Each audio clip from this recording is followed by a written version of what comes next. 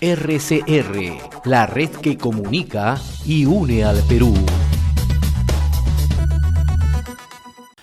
Ingresando a un nuevo bloque de Enlace Regional RCR, Red de Comunicación Regional. Y en esta parte del programa, ya lo habíamos anunciado, se encuentra con nosotros el doctor Omar Chejade. Habitualmente nos suele visitar semana a semana para dar un trazo del acontecer político, social del país, ¿no? Él es a la par candidato al Congreso de la República en Lima Metropolitana, encabeza la lista de Alianza para el Progreso, el número 1, en su momento ha sido vicepresidente de la República y es un destacado jurista. Qué gusto saludarlo, mi estimado doctor. Gracias por la invitación, José, a los amigos de Radio Comunicación Regional, mis buenas tardes. Lo veo agitado de un lado a otro, la campaña intensa, ¿no? Sí, ya estamos otra vez, como se dice, en el ruedo. Este mes de enero estamos full, no solamente en entrevistas, o para de alguna manera anunciar cuáles son nuestras propuestas, que es lo principal. Es el jefe del plan de gobierno, lo escuchaba ayer, ¿no? En lo que es reforma institucional, reforma política, sí. ¿Ya? Sino que además estamos yendo en contacto directo con la gente, con la población, con los mercados, con asentamientos humanos. La semana pasada hemos estado en los asentamientos humanos de Puente Piedra, de Comas, de Villa María del Triunfo, conversando para escuchar las necesidades de la gente. ¿Qué es lo que más plantea la gente? Mira, si te vas a un asentamiento humano, donde hay lamentablemente demasiada pobreza, por zonas de pobreza, es evidente que es increíble que en el país, en pleno siglo XXI, no existan los servicios básicos como, por ejemplo, el agua, por ejemplo, la luz, por ejemplo, el desagüe, temas de seguridad dentro incluso de asentamientos humanos, asfalto, ¿no? Entonces, claro, acá tenemos que durante muchos años alcaldes, gobernadores, ministros, presidentes de la República le han engañado al país, porque lo que se ha demostrado es una ineficacia, una indolencia, una, digamos, falta de compenetración con la población. Ineficacia, impericia, porque, y lo hemos analizado en muchas oportunidades, José, en otros programas, durante mucho tiempo alcaldes y gobernadores reciben una cantidad determinada de presupuesto y no gastan el 90, 95, 100%, que es lo que se debería hacer en construcción de muros de contención, en poner agua, luz, electrificado, desagüe, etcétera, sino que tienen que devolver ese presupuesto. Por ejemplo, hay un alcalde conocido por todos, que es el de La Victoria, que está un número 1 en las encuestas de popularidad. ¿Sabes cuánto tiene de ejecución del gasto público? Apenas 15%. O sea, quiere decir que ahora en enero tiene que devolver el 85% de lo que le dieron el gobierno central, ¿no es cierto? Porque ha tenido una ineficacia de no haber hecho el gasto público, ejecutado el gasto público del 85% restante. Entonces, con 15% apenas de lo que los impuestos al gasto público que se le dio a la Municipalidad de La Victoria, no se puede hacer muchas cosas. Digamos, 15% no es nada, 15% es un fracaso. Pero sin embargo, para algunas encuestadoras lidera la intención de voto, de la intención popular, digamos, como un alcalde popular, porque es mediático. Pero en la arena, en la cancha de fútbol donde él jugó, ha hecho poco o nada, porque haber utilizado solamente el 15% es un fracaso. Tiene que devolver el 85%. Y en estas zonas, digamos, populosas, donde hay asentamientos humanos, donde no existe ni siquiera agua, luz, desagüe, etcétera, vemos pues una miseria increíble y uno se pregunta qué han hecho alcaldes, qué han hecho gobernadores, qué han hecho ministros.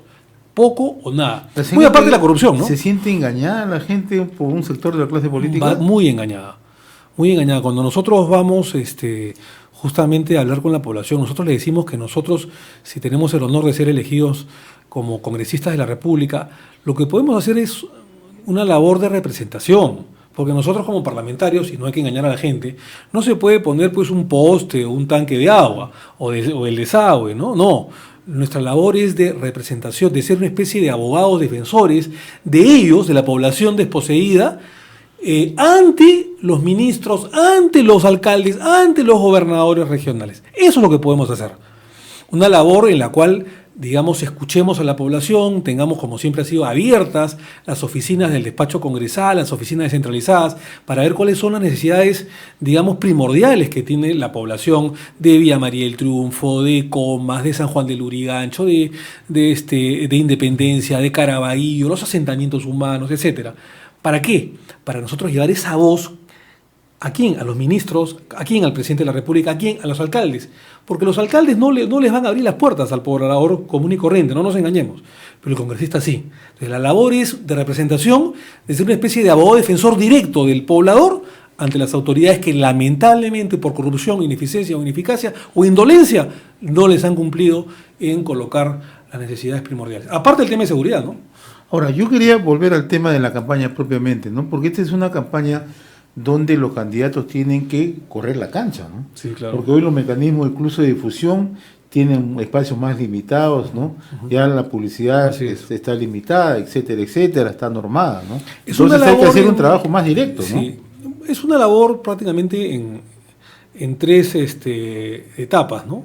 Una etapa que es la virtual, es decir, en redes sociales, que se han vuelto muy potentes. Así es. Casi igual que los medios de comunicación. Así es. Sobre todo en los últimos años. Luego también ante los medios de comunicación, en las entrevistas, porque ya no se puede hacer como en el 2011 o el 2016, el 2011 participamos, no se puede hacer una campaña, digamos, pagada, publicitada, privada, tanto en televisión como en radio, solamente se puede hacer en periódicos y en redes sociales. Entonces las redes sociales más los medios de comunicación son importantes para difundir las propuestas y para que nos conozcan de alguna manera. Pero sobre todo la labor de terreno, la labor, digamos, casa a casa, puerta por puerta, visitando, digamos, a las comunidades, a las poblaciones, sobre todo a las más desposeídas. Porque, digamos, la comunidad, digamos, que pertenece a las clases medias, intelectuales, profesionales, nos conocen, pero, digamos, y conocen nuestro trabajo. Pero cuando nosotros tenemos que tocarle la puerta a esa gente que desconfía del político, que desconfía de la clase política dirigente, porque la ha estafado, la ha incumplido, no le interesa, solamente va en campaña porque necesita un voto, y encima se ha enriquecido los bolsillos a través de la corrupción, entonces lo que genera es justamente que la clase política dirigente no tenga la credibilidad que debería tener como servicio a la sociedad, como servicio al prójimo, la labor de político. Entonces, muchas veces, digamos, los políticos, incluso sobre todo los nuevos, los que recién entran en política, a veces, digamos, se tropiezan contra un muro de contención porque ven que la población está desilusionada de los políticos, cuando debería ser al contrario. El político debería ser, y es, en verdad, el nexo, digamos, entre la población con el gobierno. Y este desorden es en todo nivel, ¿no? Porque lo hemos conversado en varias oportunidades con usted acá en este programa, cuando observamos que en las distintas instituciones hay una marcada desconfianza, la opinión pública no tiene el mejor de los conceptos, ¿no? Acabamos de asistir a una ceremonia de elección de la Junta Nacional de Justicia, ¿no? Y en realidad bastante accidentada, por llamarlo de alguna manera, ¿no? Pero adicionalmente a esto, cómo hay una filtración de audios que de una u otra manera generan pues toda una mayor desconfianza, pero aún más, ¿no? Ponen incluso en tela de juicio la honorabilidad sí, claro, así claro, de claro, muchas personas, ¿no? Mira, y qué bien que lo tocas, porque lamentablemente estas elecciones para la Junta Nacional de Justicia, para el Tribunal Constitucional, para diversas entidades del Estado, se está politizando. Porque vemos que hay un grupo, digamos, a veces de ONGs, que tenga sus propios candidatos y no les interesa chuponear a determinadas personas para tratar de convocar y colocar a sus candidatos de su predilección o de su ideología dentro de organismos importantes del Estado, como por ejemplo la Junta, ¿no? Lo toca usted, ¿por qué? Sí. Mire, porque yo estaba revisando esta mañana con alguna minuciosidad que esas llamadas o esas escuchas datan del año 16. Y son inocuas. Del 17. No tienen nada delictivo. Son inocuas, ¿no? Así es. Y cuando ocurre el caso de los cuellos blancos, la orden judicial se revisa recién hace año y medio. Así es, el 18. Entonces, ¿estamos asistiendo a una labor de chuponeo sistemática de esa hace varios años? Y eso es lo lamentable, porque no se ha privilegiado el delito que es grave de chuponeo ilegal telefónico. O sea, al final ya la interceptación telefónica, hablo la ilegal, no la judicial, ¿no? que sí es lícita. La ilegal ya es un pez pan de cada día, no interesa. Lo único que puede interesarle a determinadas asociaciones o ONGs es manchar honras. Entonces vamos a ponerlo con nombre y apellido, ¿no? el señor Marco Falconi, a quien yo conozco, ¿no? Y que además ha sido congresista de la República. Así es. Una persona de una conducta que, por lo menos a lo que yo conozco, intachable, un buen currículum profesional, jurídico, fue un buen parlamentario, es un abogado de éxito, un abogado litigante en Arequipa, es de Arequipa el señor, que tiene una carrera impecable durante muchos años, y luego, pues, simplemente por haber tenido una comunicación, o algunas comunicaciones con el señor Inostroza, ya por eso, solamente por ese hecho, ya estaría impedido y legitimado de, digamos, acceder a un puesto tan importante como la Junta Nacional de Justicia.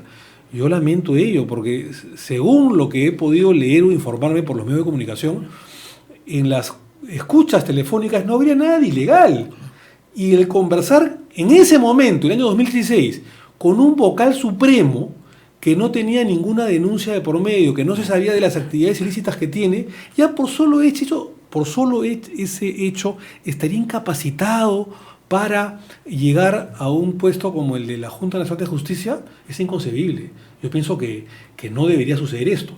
Primero hay que sancionar a los chuponeadores que de manera ilegal se meten y se intrometen en la vida privada de las personas, que puede ser los ciudadanos de a pie, que puede ser cualquier persona. Claro, pero lo más peligroso es que se administra la información. Hoy saco esto, mañana saco el otro audio, así es. Mañana le toca al defensor del pueblo, pasado mañana le toca al presidente del Poder Judicial, al integrante de la Comisión de Justicia, a la doctora María Zavala, etcétera, Tanto etcétera. Falconi como la doctora Zavala, que también ha sido ministra de Justicia, han cumplido con la reglamentación y las normas de examen para llegar a la Junta Nacional de Justicia. O sea, ellos están habilitados. No. Pero luego que han accedido, que han aprobado el examen, tanto escrito, oral, entrevista, y han tenido muy buen puntaje, entonces, porque no le gusta a determinados ONGs, se le sacan determinados audios cuando eso no estaba. Digamos, a ver, el ser amigo, o el conocer, o el hablar por teléfono con determinada persona, que no está dentro de las reglas, digamos, de examen, ¿puede ser un obis, un obstáculo para llegar a la Junta? Yo digo que no, eso es juego sucio. Y lamentablemente el propio jurado, revisor, se presta por miedo, por temor, por cierta tendencia de ciertos medios de comunicación a retroceder y otra vez evaluar lo que ya se evaluó.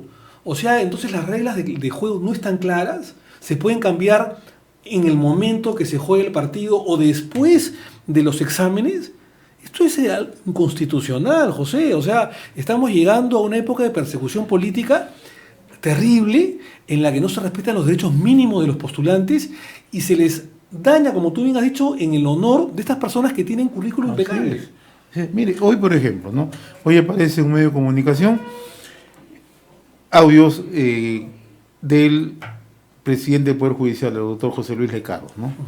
Y la gran pregunta es, ¿hubieran salido si es que el doctor Lecaros no hace estas declaraciones abiertas, transparentes, que le ha dado hace 48 horas, en el sentido que él indica que hay un desorden total en el Ministerio Público, que no hay un respeto de jerarquía y que eso sí es preocupante para la administración? No hubiera salido porque ya sabemos que hay una ONG que maneja algunos medios de comunicación y que maneja órganos de inteligencia y que aparentemente estarían siendo apañados por parte del propio gobierno del señor Vizcarra para hacer lo que le da la gana. O sea, ¿quién gobierna en el Perú?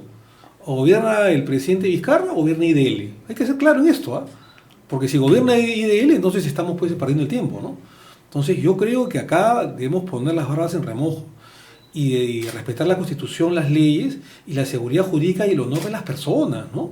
O sea, mañana más tarde tú haces un comentario en contra de esta institución, digamos, o genera, entonces mañana más tarde te hacen pólvora, ¿no? Pues un chantaje, ¿no? Entonces tú no puedes opinar libremente contra determinada persona o no puedes tener un sesgo ideológico personal o partidario porque inmediatamente te cae los chuponeos, los audios, te hacen una campaña en contra, te desprestigian. ¿Y quién después lava tu honor? Nadie.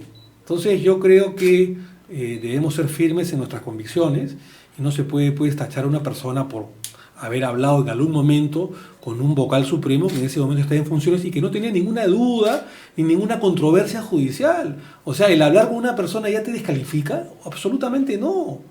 Incluso tú puedes hablar con un delincuente sin saber qué es y eso te desprestigia, te descalifica. Yo digo no. Entonces estamos malutilizando, digamos, determinados casos para causas subalternas, ¿no?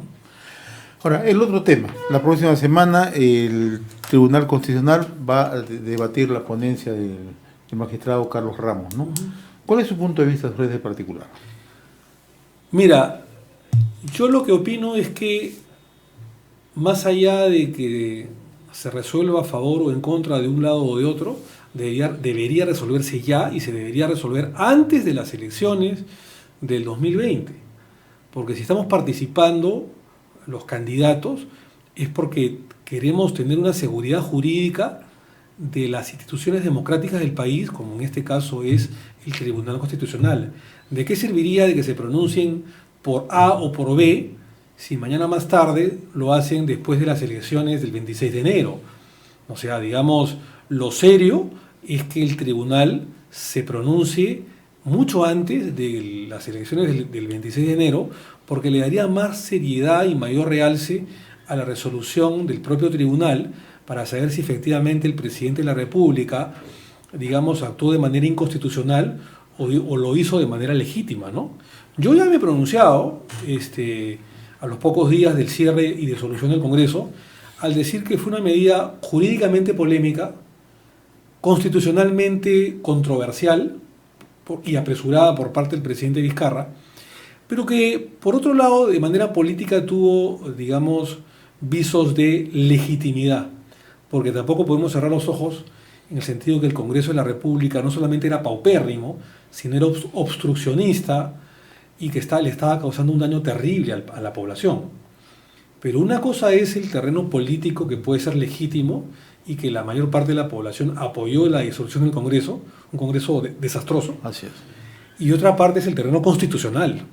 Entonces, por eso digo que el Tribunal Constitucional debería pronunciarse ya. Aparentemente se va a pronunciar por la legitimidad y por la constitucionalidad de la medida de disolución del Congreso, porque ya Ramos ya adelantó opinión. La ponencia del tribuno Carlos Ramos es por la constitucionalidad de la decisión de disolución del Congreso. Sí.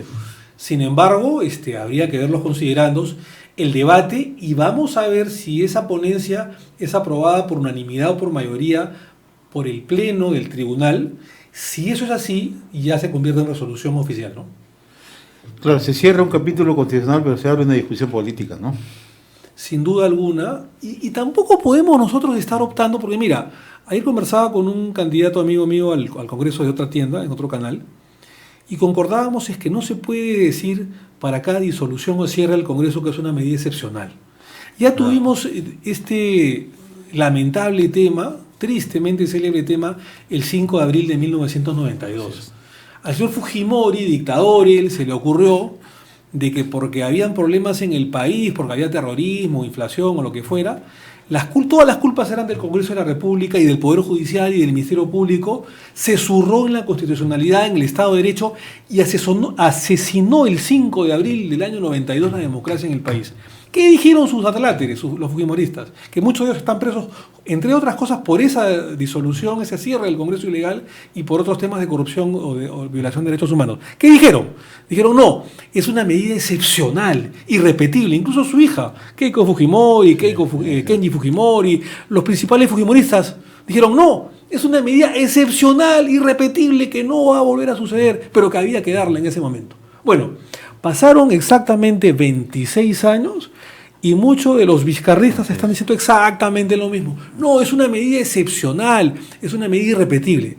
Por el amor de Dios, José, ¿tú crees que esto sucede en Colombia? Para no irnos a un país más democrático como Suiza o Estados Unidos. ¿Tú crees que esto sucede en España, sucede en Chile, en Colombia? Que es una medida irrepetible, pero hay que hacerla. No. Yo creo que los políticos estamos para respetar las reglas de juego. Claro, el señor Vizcarra y los vizcarristas pueden decir, no, bueno, pero no fue como el cierre del Congreso de la época de Fujimori, el 5 de abril, que ahí no se utilizó la causal de doble censura al Ejecutivo, al ministro, al gabinete o al premier, digamos, que fue un cierre a la mala. Pero, digamos, los peruanos debemos estar acostumbrados a que los gobernantes, especialmente el Poder Ejecutivo y el Presidente de la República, respeten la Constitución, porque de lo contrario esto trae pues inestabilidad. Mañana más tarde, de repente, el señor Vizcarra, si el Congreso complementario, que va a tener menos de año y medio, salga elegido, salimos elegidos y de repente a los 4 o 5 meses, como no le gusta nuestra cara, como no le gusta, digamos, la composición nueva que tiene el Congreso, que puede ser parecida a la anterior, entonces lo vuelve a cerrar. Y hay otro detalle, ¿no?, que muy pocos se entran a analizar, la inseguridad jurídica que se genera, ¿no? Inseguridad jurídica terrible, y además es un golpe a la inversión y a la economía, Claro que sí. porque ¿qué empresario va a querer invertir cuando existe inseguridad jurídica, cuando las reglas de juego no se respetan y no son claras, y donde existe violencia y donde existe inseguridad ciudadana porque hay delincuencia, como lamentablemente existe en el Perú, donde cada día hay más robos, extorsiones, feminicidios, asaltos, atracos, secuestros? Entonces nadie va a querer invertir y eso repercute en la economía, porque mientras menos inversión exista, va a haber más desocupación, menos puestos de trabajo y más pobreza. Doctor Omar Chejade, como siempre, muy reconocido por habernos acompañado en esta oportunidad. Gracias, a través de RCR. Sé que está en una campaña intensa, le hemos robado unos minutos para Y compartir solamente siempre 30 segundos, ¿no? Nuestro partido Alianza para el Progreso es un partido dispuesto a la reforma política, la reforma institucional, pero también la reforma de salud y educación. No puede ser posible que la educación y la salud se haya convertido durante las últimas décadas en un lujo de unos cuantos, cuando debería ser la educación y la salud un derecho de todos los peruanos. Es decir, quien no tiene plata y está enfermo se muere literalmente, ¿no es cierto? Entonces nosotros también, aparte de la reforma política, estamos proponiendo una reforma en el sistema de salud que privilegie, por ejemplo, los medicamentos genéricos, que son mucho más baratos, que cuestan el 10% del de marca y donde tiene la misma eficacia y la misma calidad. Y también una reforma en el sistema de educación, porque lamentablemente hay colegios que se caen a pedazos y siguen vigentes. Solamente se ha atacado el tema de la SUNEDU para las universidades. ¿Y qué hay con los colegios?, ¿no? Y la reforma política es importante. Por eso que a partir del 26 de enero estaremos a un paso de cambiar las estructuras políticas y económicas del país y apostaremos por la inversión, por una economía social de mercado abierta al mundo, con inclusión social, pero que haya salud y educación para todos. Así que muchas gracias. RCR, la red que comunica y une al Perú.